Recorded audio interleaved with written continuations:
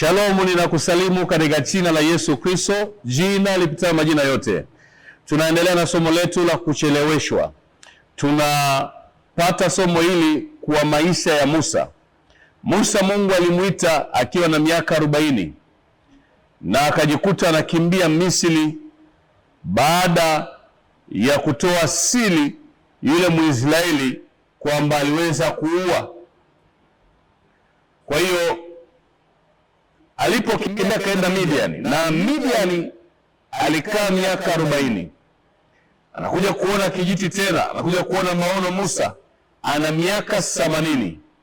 Anarudi tena Misri kwa ajili ya kuwakomboa wana Israeli akiwa na miaka 80. Roho ya kucheleweshwa.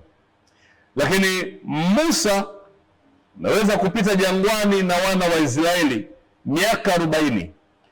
Kijumlisha miaka 40 na miaka 40 na miaka 40, unapata miaka 120.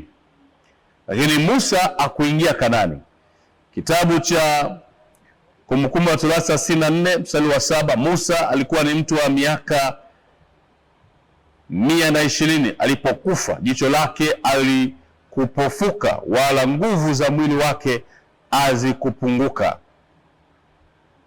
Biblia inazungumza Musa alifika miaka 120, lakini jicho lake lilikuwa lizima na nguvu za mwili wake zilikuwepo. Kwa hiyo Musa aliondoka ama alikufa akiwa katika hali ya nguvu. Lakini kitu gani ambacho kilichomfanya afe miaka 120? Kwa sababu ya kucheleweshwa. Ukisoma kitabu cha Mwanzo 6, tusome kitabu cha Mwanzo 6. Mwanzo 6 inazungumzaje? Mwanzo 6. Mwanzo 6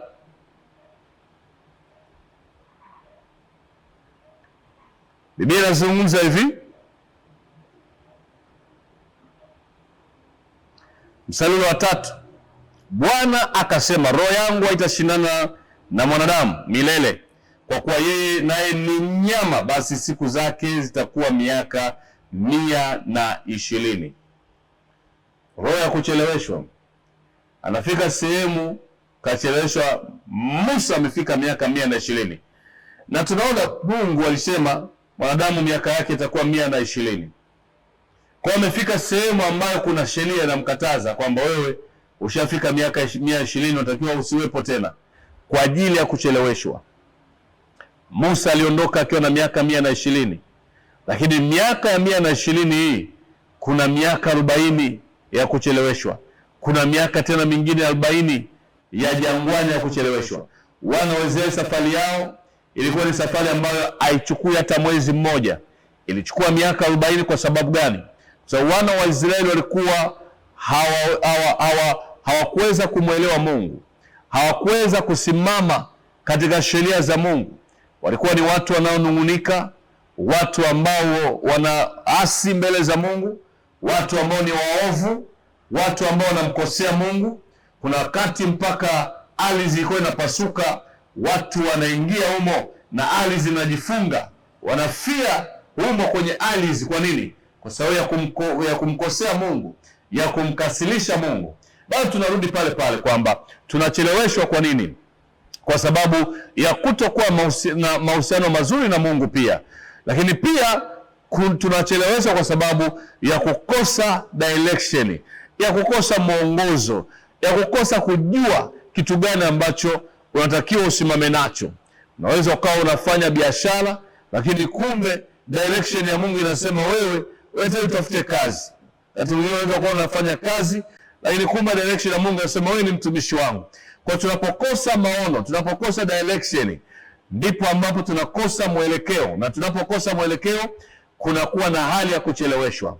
Mungu alisema katika Mwanzo 6 kwamba miaka ya mtu haitazidi 120.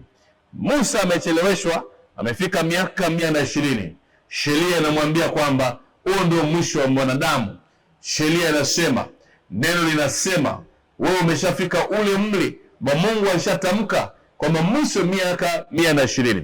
Kuchelewesha kuna kutufanya tusiingie kwenye karani zetu, tusiingie kwenye kusudi, tusione neema ya Mungu iliyosimama juu ya maisha yetu. Lazima tusimame na roho za kucheleweshwa. Lakini kuna roho za kucheleweshwa ambazo zinakuja ndani yetu kwa sababu ya uchawi na ushirikina. Roho za uchawi na ushirikina, na kwa sababu hauna mahusiano mazuri na Mungu, ama wakati mwingine una mahusiano mazuri lakini umekosa maombi ya kuweza kushindana na kuweza kushinda. Biblia inasema kwamba mimi nimeshinda na nyinyi mtashinda. Hakuna mshindi asiyeshindana. Kwa lazima uwe ni mtu wa kuomba. Biblia inasema lazima imewapasa kuomba siku zote bila kukata tamaa. Kwa hiyo umekosa maombi na adui amekuwa na nguvu ndani yako, uchawi umekuchelewesha, umeshindwa kufika pale ulipofika. Wakati huu nataka niseme jambo kwa ajili ya maisha yako, ili huo uchawi ambao ulioingia Bwana aweze kuondoa huo uchawi na huo ushirikina ambao umesimama juu ya maisha yako, ambao unachelewesha mipango yako isiendelee. Mambo yako hayaendelei, yanafika sehemu yanaanza kuchelewa, hayafiki mwisho. Mungu akutie nguvu, Bwana akutie kibali cha kuendelea katika jina la Yesu Kristo anayetetea hai. Tunasimama mbele zako Bwana, tunaomba Bwana, kila uchawi na kila uganga na kila ushirikina ambao uliosimama kwa mtoto wako huyu uweze kuondolewa katika jina la Yesu Kristo. Tunakataa uchawi, tunafungua roho wa Mungu. Yule malaika aliyesimama na Musa akasimama na wewe. Musa akaona maono, akaona kijiti ambacho hakiteketei, akaona kusudi ambalo bado lipo katika jina la Yesu Kristo. Kuna vitu bado havijateketea ndani ya maisha yako. Mungu anakusudi bado juu ya maisha yako. Mungu anakusudi juu ya ndoa yako. Mungu anakusudi juu ya kazi yako. Mungu anakusudi juu ya familia yako. Umekaa miaka mingi bila mtoto, Bwana afungue milango ya mtoto huyo. Mungu achilie neema yake. Roho ya kucheleweshwa iondoke katika jina la Yesu Kristo, na kutangazia kuvuka mahali hapo, kwenye hiyo vita, kwenye hiyo mashambulizi, kwenye hilo jaribu, katika jina la Yesu Kristo. Bwana akutie nguvu, Bwana akuwezeshe kwa rehema zako na neema yako. Ninakukaribisha hapa Mbezi Beach, kituo cha shule. Ukifika mahali hapa tuna maombi. Siku ya Ijumaa tuna maombi mahali hapa. Lakini wiki hii, Alhamisi hii, tuna maombi saa 11 mpaka saa 12. Ni nini? Kwa ajili ya kuweza kugangwa, kwa ajili ya kugangwa majeraha yote ya maisha yako katika kila eneo. Kwa hiyo Alhamisi tuna maombi mahali hapa saa 11 ya kuweza kugangwa kila majeraha na Yesu Kristo, maana alichubuliwa kwa ajili yetu, kwa ajili ya makosa yetu, na kwa kupigwa kwake sisi tumepona. Basi achilia nafasi yako ya kufika Alhamisi saa 11 tukiwa na ibada ya maombi. Lakini pia Ijumaa saa 3 mahali hapa tutakuwa na mkesha kwa ajili ya Mungu kufufua vyote ambavyo adui alivyoweza kuviua ndani ya maisha yetu.